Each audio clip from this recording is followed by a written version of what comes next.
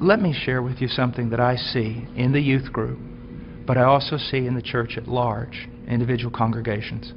Because we have dumbed down the gospel, because we're not preaching the true gospel, and we are using carnal means to attract people. If you use carnal means to attract men, you're going to attract carnal men. And you're going to have to keep using greater carnal means to keep them in the church. So what has happened is this. We have these large churches filled with many unconverted carnal people. But in those churches, we also have this small group of people that honestly want Christ.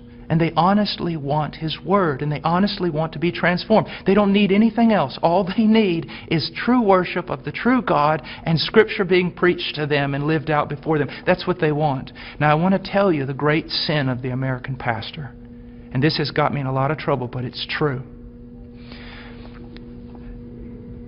This small group of converted people in that local church, all they want is Jesus. And all they want to do is the right thing. They want purity, they want truth, they want Christ. But the pastor, in order to keep this larger group of unconverted people, he caters to them. So while he is feeding these carnal men and women with carnal things, he is letting the sheep of God starve to death, and he is going to stand before God one day in judgment.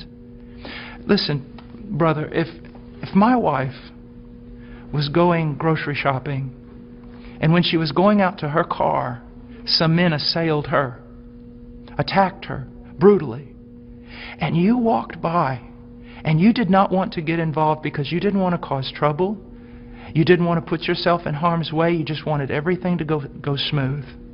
After all that was done, I would look for those men to deal with them.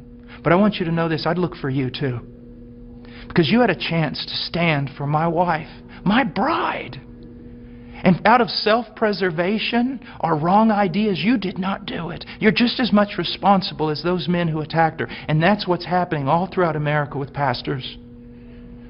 It's the bride of Christ. There are sheep in all these churches, many of them, even churches that seem somewhat heretical in places. You'll usually find a group of people who truly want Christ, but the leadership is catering to the carnal and letting the bride of Christ starve to death, impoverished. And that is wrong. And there's going to be judgment for it. And the same thing is happening to the youth. I know young people that say, you know, Brother Paul, I listen to you all the time. And I said, well, what about your church? He goes, well, they don't preach this. It's not what the other young people want. And so they give them what they want. I'm starving to death. A little child of God, it would be better that a millstone be tied around your neck than you cause this little one to stumble.